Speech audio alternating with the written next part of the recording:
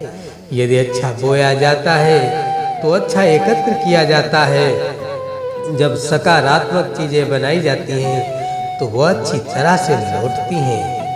किसी और के जीवन की नकल को पूर्णता के साथ जीने की तुलना में अपने भाग्य को अपूर्ण रूप से जीना बेहतर है।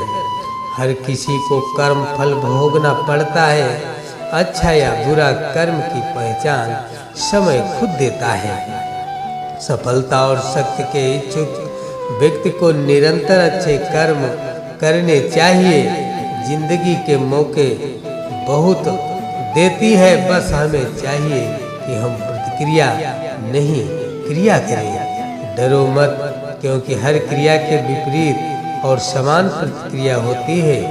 एक व्यक्ति जो अच्छे कर्म करता है उसे हमेशा उच्च सम्मान में रखा जाता है। जीवन में चीज़ें हमारे पिछले जन्मों से तय होती हैं।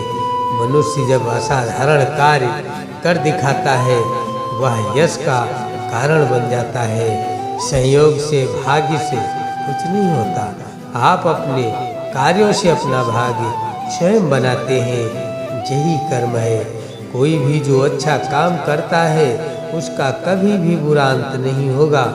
यहाँ आने वाली दुनिया में बिना किसी लाभ की आशा के कर्म को निर्विकार भाव से करना चाहिए, क्योंकि शीघ्र ही फल अवश्य ही प्राप्त होता है। कर्म दो दिशाओं में चलता है। यदि हम पुण्य कर्म करेंगे तो जो बीज हम बोएंगे उसका फल हमें सुख मिलेगा। अगर हम गैर पुण्य कार्य करते हैं तो परिणाम भुगतना पड़ता है। कर्म पर महान लोगों के अनमोल विचार इसी प्रकार के होते हैं। हम जैसी फसल बोते हैं वैसी ही काटते हैं। ऐसा कर्म का क्षेत्र है। कर्म दो दिशाओं में चलता है। यदि हम पुण्य कर्म करेंगे तो जो बीज हम बोएंगे उसका फल हमें सुख देगा। अगर हम बुरे कार्य करते हैं तो हमें परिणाम भुगतना पड़ता है। जब आप एक अच्छे इंसान को देखते हैं तो उसके जैसा बनने के बारे में सोचें। जब आप किसी को इतना अच्छा नहीं देखते तो अपनी कमजोरियों पर विचार करें।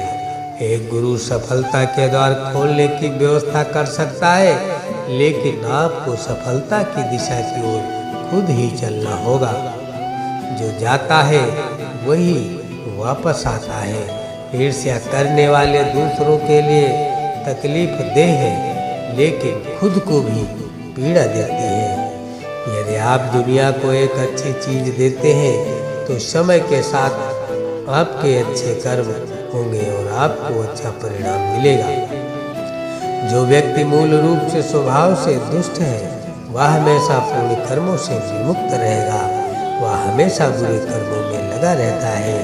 कर्म का एक प्राकृतिक नियम है कि प्रतिशोधी लोग जो दूसरों को चोट पहुंचाने के लिए अपने रास्ते से हट जाते हैं अंत में टूटकर अकेले हो जाते हैं। हमेशा कर्म में विश्वास रखें, अपना सर्वश्रेष्ठ दें। दृढ़ विश्वास के साथ स्वयं के स्वामी बने, अपनी किस्मत खुद तय करें। कर्म का समय होता है, आपको हमेशा नजर रखनी होगी। कर्म क्षमाशील है और हमेशा प्रतिफल मिलता है। गुरुत्वाकर्षण की तरह कर्म इतना बुनियादी है कि हम अक्सर इसे नोटिस भी नहीं करते।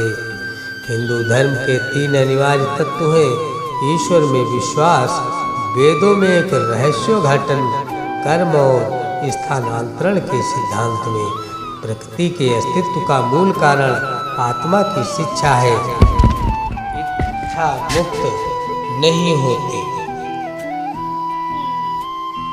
यह कारण और प्रभाव से बंधी हुई घटना है, लेकिन इच्छा के पीछे कुछ है जो स्वतंत्र है। हमारे विचार और हमारे शब्द कर्म जाल के धागे हैं जिन्हें हम अपने चारों ओर फेंक देते हैं। हम अपने ही कर्म से पीड़ित हैं, इसमें ईश्वर का दोष नहीं है। हम जो करते हैं वो हमारी अपनी गलती है और कुछ नहीं। हम किसी को दोष न दें, हम अपने कर्मों को दोष दें। कर्म तो मनुष्य ही करता है। प्रत्येक व्यक्ति के जीवन में एक मिशन होता है। जो उसके सभी अनंत अतीत कर्मों का परिणाम होता है।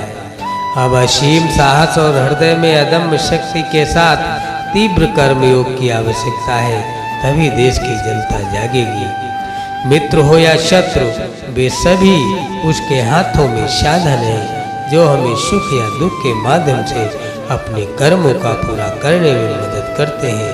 ऐसे में माँ सबका भला करे। मृत्यु भी हमारे अच्छे कर्मों को मिटा नहीं सकती।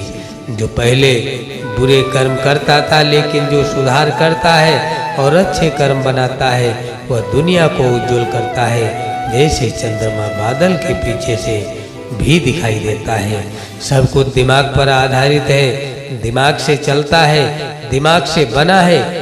यदि तुम अशुद्ध मन से बोलते और काम करते हो तो दुख तुम्हारे पीछे पीछे आएगा, जैसे बैलगाड़ी के पहिए बैल के पदचिन्हों पर चलते हैं। जैसे कोई फूलों के ढेर से ढेर सारी मालाएं बना सकता है, वैसे ही मनुष्य को जन्म और मृत्यु के अधीन अपने आप को बहुत अच्छे कर्म करना चाहिए।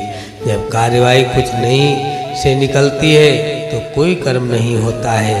कर्म का योग ही ईश्वर है। मेरे विचार से मेमने का जीवन मनुष्य से कम कीमती नहीं। ये प्रकृति की कृपा है कि हम पिछले जन्म को याद नहीं करते हैं। अगर हम यादों का इतना बड़ा बोझ ढोते तो हमारा जीवन एक बोझ बन जाता। अपने जीवन के प्रत्येक क्षण में आप शारीरिक, मानसिक, भावनात्मक और ऊर्जा के आधार पर क्रिया करते हैं।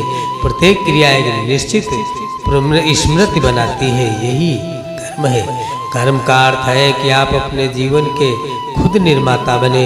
कर्मयोग का अर्थ सेवा नहीं है, इसका अर्थ है कार्यवाही की अनिवार्यता को पार करना।